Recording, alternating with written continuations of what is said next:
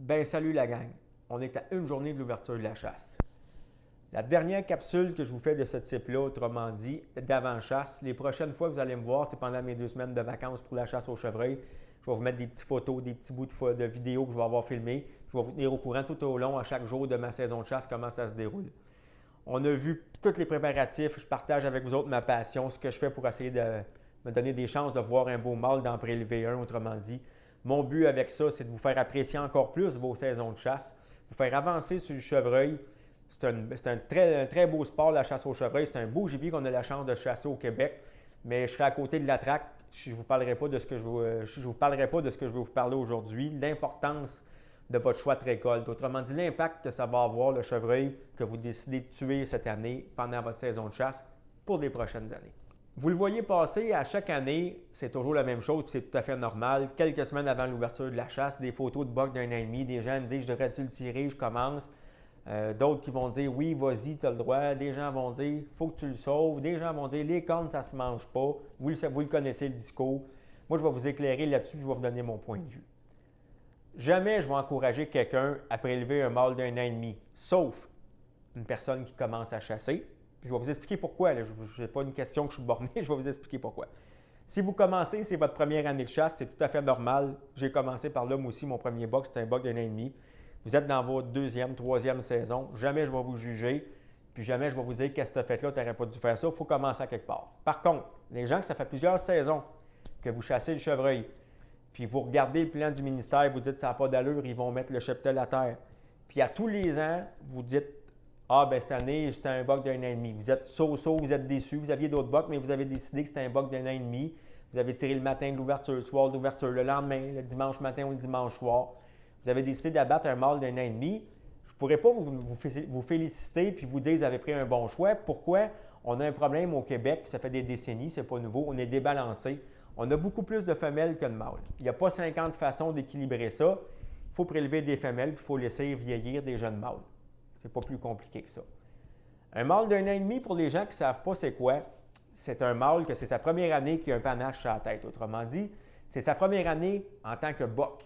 L'année d'avant, ce qu'il y en a qui appellent un veau, c'était un fan, c'était un petit bottom, un petit veau avec deux petites bosses sur la tête. Donc, sa première année en tant que buck, c'est comme un adolescent. Autrement dit, il découvre à peu près tout seul, il n'y a plus sa mère. Les appâts, il ne sait pas c'est quoi. Il a goûté l'année passée, mais c'est sa mère qui l'amenait. Il n'y allait pas comme il voulait. Là, il peut y aller quand il veut. Donc, il est vulnérable. Ça va être probablement les premiers mâles que vous allez voir, les premiers chevreuils que vous allez voir dans vos appâts demain matin à l'ouverture. Le rut, c'est leur premier rut. C'est la première année qu'ils ont une sensation, autrement dit, qu'ils ont le feeling de reproduction. Ils vont voir des femelles en chaleur. Évidemment, ils vont se pointer. Vous allez les voir un peu partout. Ils sont très vulnérables. Malheureusement, ils ont un gros pourcentage. Dans la catégorie des statistiques de chasse, après la chasse, il y a femelle et mâle adulte. Bien, il y a un gros pourcentage dans la colonne de mâles adultes. C'est des mâles d'un an et demi parce que, comme je vous explique, ils sont vulnérables, ils ne sont pas peureux, ils ne connaissent pas le tabac encore, ils ne savent pas qu'un tas de pommes dans le bois, il y a souvent un chasseur qui n'est pas loin, puis il ne sait pas encore, autrement dit, qu'il est un target parce qu'il y a un panache sur la tête. Donc, en laissant vivre un buck d'un an et demi, vous allez vous donner des chances d'avoir des beaux mâles sur le territoire. Puis en plus, vous allez aider à rééquilibrer votre ratio. Pourquoi c'est important de rééquilibrer un ratio de mâle-femelle? Quand on a trop de femelles, pour qu'est-ce qu'on a de mâles? On n'a pas assez de mâles, autrement dit, pour accoupler les femelles au bon temps. On se ramasse avec des femelles qui viennent en chaleur au mois de décembre tard. S'ils sont accouplés à cette période-là, les fans, quand on va mettre au monde, ils vont venir un mois et demi plus tard que ceux qui sont venus au début juin. Ce que ça va faire, ils vont avoir manqué un mois et demi de bonne bouffe pour se faire une shape, autrement dit, les gras, la masse musculaire, tout, pour passer son premier hiver. Qu'il ait sa mère ou non, s'il est né trop tard, malheureusement, il est vulnérable à sa premier hiver. Il n'aura pas les capacités physiques. Il n'aura pas la shape pour passer son premier hiver si on a un hiver un peu dur. Donc, c'est souvent là qu'on va trouver mort. Ces fans-là qu'on va trouver morts, malheureusement, ce n'est pas de sa faute. Il est simplement né trop tard, dû au débalancement de mâle-femelle, comme je vous dis. Donc, si vous êtes débalancé dans votre territoire, je vous favorise vraiment, vraiment beaucoup à prélever une femelle au lieu d'un mâle d'un an et demi. Vous allez aider votre cheptel, vous allez faire monter votre taux de mâle, puis vous allez faire baisser le nombre de femelles, puis vous allez avoir une très bonne viande de qualité. Ça pèse combien un buck d'un an et demi? Je vais vous montrer mon premier buck. Ça, c'est un boc d'1 an et demi que j'ai prélevé en 2005, mon premier boc. L'année d'avant, mon premier chevreuil, c'était un fan. Ma deuxième année, mon premier boc, un boc d'1 an et demi. Mon premier boc prélevé sur des appâts, puis le dernier boc prélevé sur des appâts, 2005. Je n'ai jamais retué un autre boc sur des appâts après. Ça pesait combien ce boc-là vide? Ça pesait aux alentours de 125 livres. Ça représente en viande chez le boucher, autrement dit, le retour du boucher, j'avais aux alentours de 50 livres de viande, à peu près entre 50 et 52 livres de viande. Le nombre de pointes d'un chevreuil n'a absolument rien à voir avec l'âge d'un chevreuil. Qu'il soit spike, 4 pointes, 5 pointes, 6 pointes, ça n'a aucun rapport avec l'âge du chevreuil. C'est la largeur du panache. Si on se fie au panache, ça va être la largeur du panache, évidemment le diamètre, la longueur des pointes. Pour qu'une pointe compte, il faut qu'elle ait un pouce en passant pour être comptée comme une pointe. Donc, comme je vous dis, 125 livres à peu près. Un boc d'1 an et demi, ça a sensiblement le même poids qu'une femelle d'1 an et demi, peut-être un petit peu plus le fait que c'est un mâle. Mais on parle entre 125 et 135 livres à peu près en général. Un boc d'1 an et demi, c'est à peu près ce que ça va peser, peut-être aux 140 livres. Donc, on parle aux alentours de 50 livres de viande finie au retour du boucher. Le nombre de pointes, comme je vous dis, absolument rien à voir avec l'âge. On a un autre 6 pointes ici. Mon premier boc mature, 2 ans plus tard, 2007. On parle d'un chevreuil qui pesait 210 livres vide. Les gens qui vont me dire, parce qu'on le voit passer ça aussi, hein, les cornes, ça ne se mange pas, vas-y avec un mâle d'1 an et demi, laisse faire le panache, ça ne se mange pas. Mais moi, j'en mange de la viande sauvage, c'est une des raisons pourquoi je vais à la chasse. J'adore la viande sauvage, on mange pratiquement que ça quand on est chanceux. Un chevreuil comme ça, qui pesait 210 livres vide, ça c'est un chevreuil qui avait minimum 3 ans et demi, ça m'a donné tout près de 100 livres de viande finie. Près du double de mon petit boc d'1 an et demi. Ce que j'ai fait en plus, parce que cette année-là, j'avais laissé passer 2 bocs d'1 an et demi, j'ai laissé une chance à mon cheptel de se rééquilibrer. J'ai laissé la chance à des petits bocs d'1 an et demi d'atteindre 2 ans et demi, donc il y a une espérance de vie un peu plus longue. Mais en plus, j'ai eu presque le double de viande. Fait que c'est doublement payant. Puis en plus, j'ai de quoi de bois accroché sur mon mur. Parce qu'on ne se le cachera pas, les gens qui tuent des bocs d'1 an et demi assez à répétition, souvent le petit panache, il finit dans les vidanges.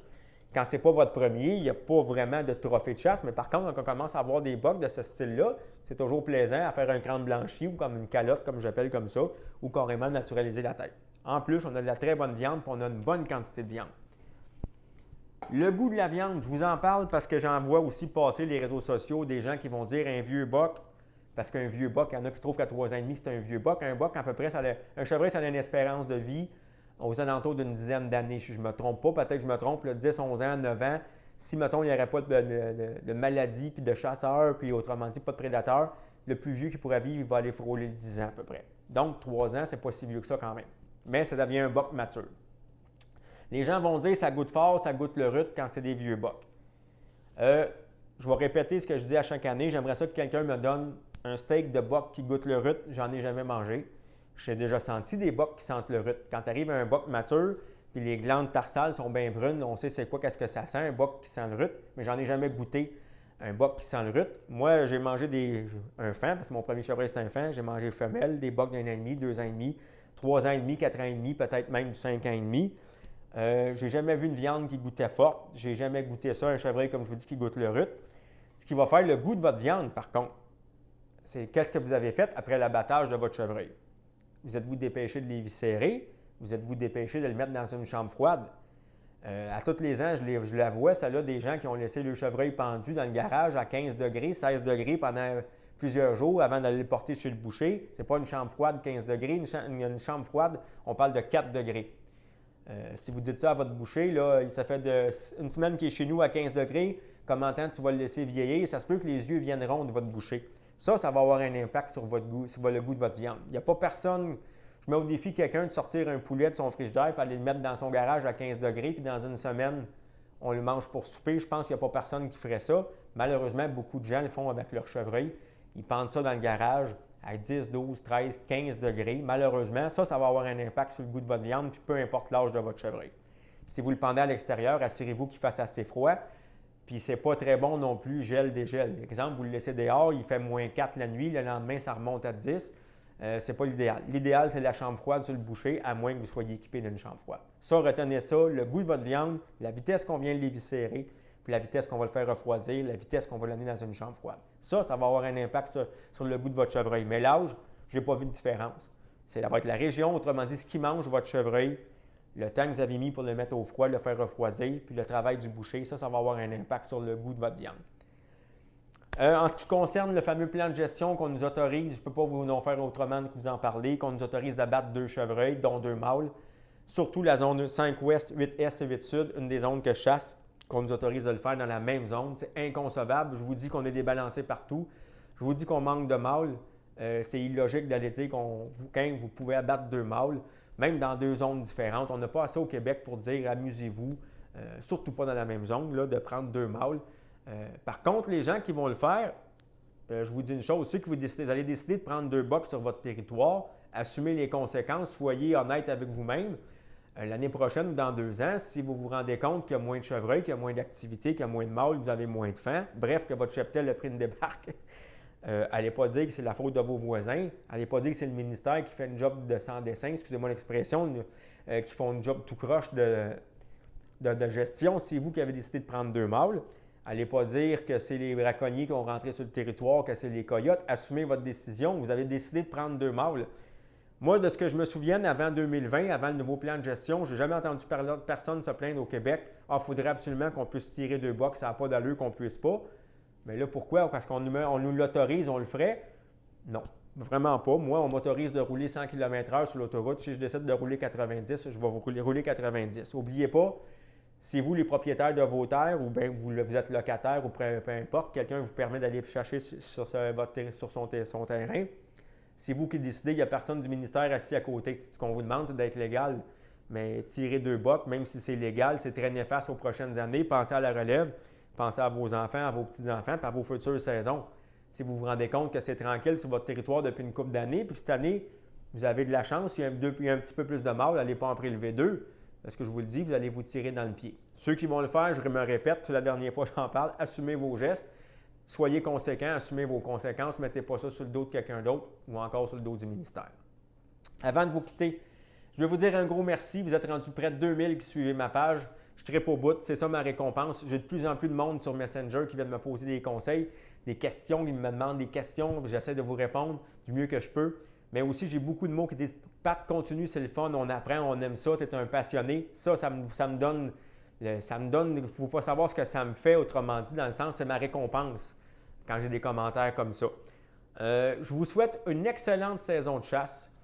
Profitez-en au maximum. Soyez prudents, ça, je pense que c'est la chose la plus importante. Aussi, le tir que vous allez faire, faites un tir, assurez-vous que vous allez faire un tir, autrement dit, vous allez viser le vital, que l'animal va mourir le plus rapidement possible. Le mot « essayer », là, moi, quand j'entends ça, j'ai essayé, là, ça me frise dans les oreilles. Essayer, c'est au champ de tir sur une cible ou au pigeon d'argile avec un 12 quand on va pratiquer, pas sur un animal. Je vous dis que c'est difficile d'avoir des beaux cheptels. Prenez pas la chance de blesser un animal parce que vous l'avez essayé à la course. Il était loin, j'ai tiré un peu plus haut. Faites pas ça, de grâce, faites pas ça. Je trouve ça inconcevable. Ça fait partie de l'éthique du chasseur, de la chasseuse. On se doit de faire un tir qui va être mortel.